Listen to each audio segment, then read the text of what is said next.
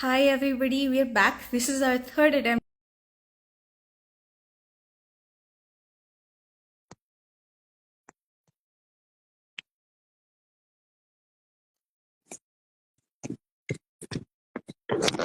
Finally. Can you hear me?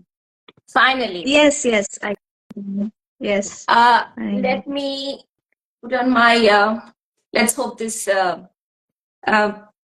sound system works. Can you hear me? Yes, you're audible. That's perfect. You're able to hear me, right? Yes, it's Hello? perfect. Hello? Am I audible? Hello? Yes, let me just use it on speaker mode without the headset. I can hear you. Can you hear me? Yes, you're audible. You're But I perfect. can't see you though. I don't know if the others can. Guys, am I visible? Can somebody comment and let me know? Ishita?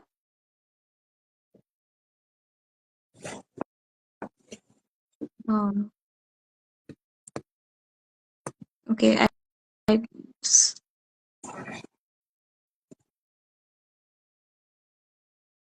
okay, I don't know. Yeah, I'm visible. Anyway, We got a comment. you know Instagram and its millions of glitches. I'll just stare at the blank screen and talk to you then.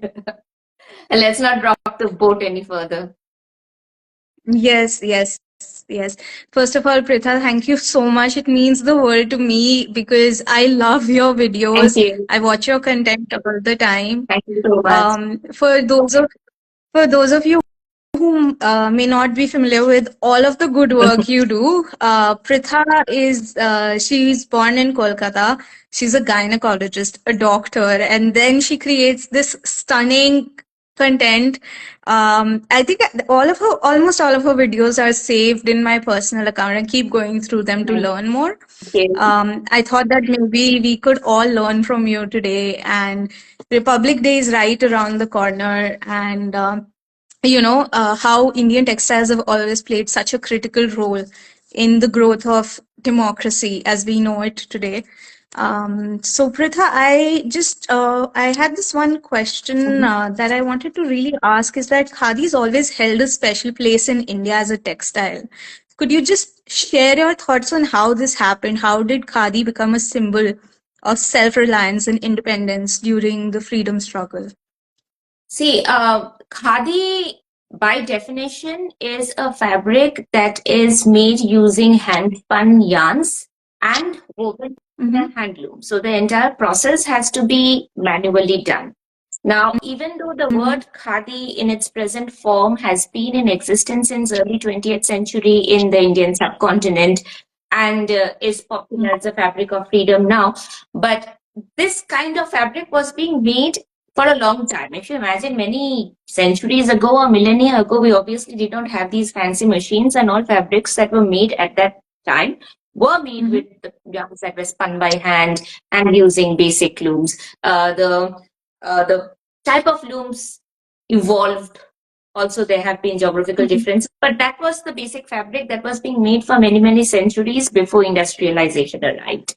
Now, what happened? We know the basic history, almost all of us. We got formally colonized in 1757 after the Battle of Plassey. And then around the same time, industrial revolution started in Europe, particularly in Britain, that led to, and also transatlantic slave trade was happening.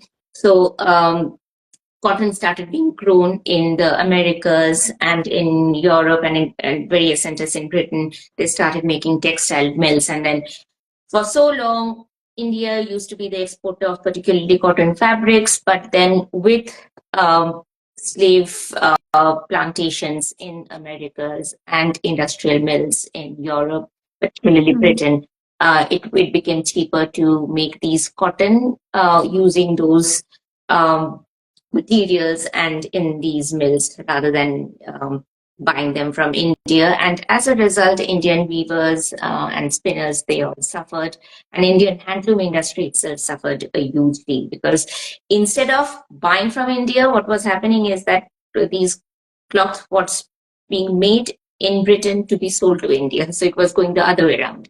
Um, and that was picked up by Indian nationalists, particularly Mahatma Gandhi, who is credited with coining the term Khadi from the word Khaddar. Mm-hmm. That Mm-hmm. was around 1905. So what happened is that in July 1905, the first partition of Bengal was announced, and that led to a huge furor all over the country. There were massive protests, and on 7th August 1905, a group of Indian nationalists met at Calcutta Town Hall to discuss the plan going forward, and they announced the Swadeshi movement, the movement of self-rule, Swaraj, and the call to discard foreign-made items in favor of Indian products that are exclusively made in India. Now, what happened around this time is that by this time, actually, the handloom industry had suffered so much that there was a dearth of people skilled in the knowledge of spinning, dyeing, weaving. So, though the leaders had grand plans, it could not be immediately executed because the infrastructure sadly was missing. It took a good few years for them to be put in place. Almost a decade later, in 1907, in fact, in 1915, Mahatma Gandhi started uh, his work on Khadi at Sabarmati Ashram. But the obstacle he faced was that he wasn't getting enough spinning wheels, his charkha.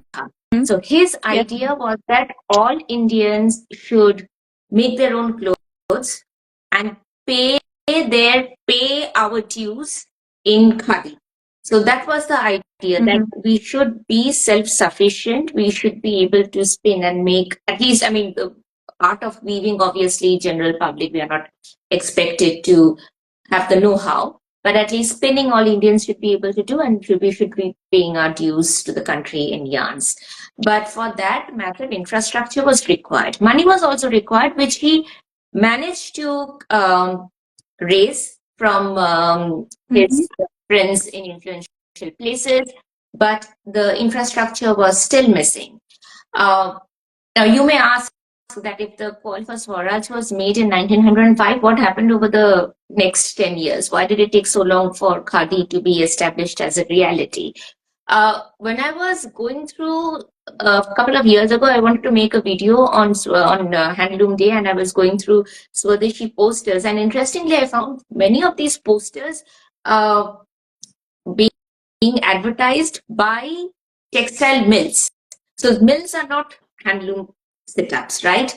But there were a lot of textile mills within India, like Bombay, Surat. They had a lot of textile mills. There were textile mills in Bengal as well, in southern part of Bengal.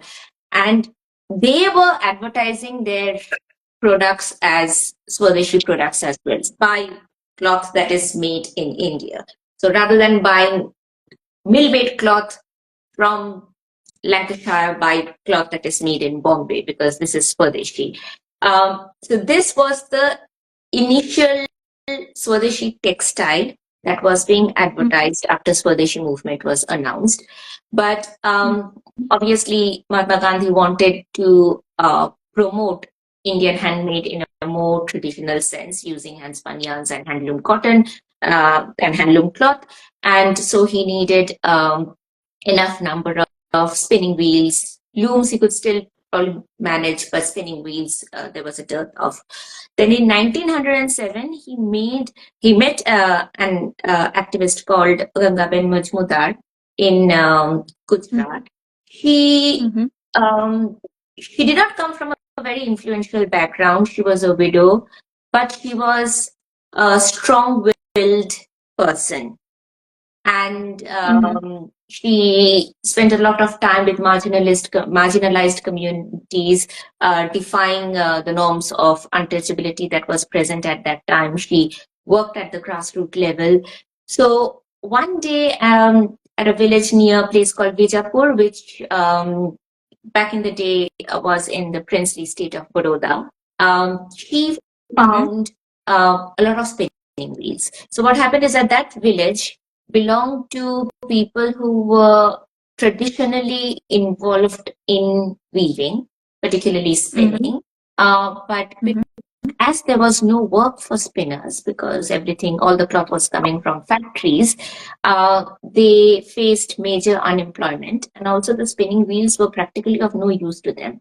So she went and she was very surprised to find that all these instruments lying in unloved in the yard as mere pieces of wood. They were serving as just random pieces of timber rather than important equipment in the art of textiles. So she convinced them to use their spinning wheels again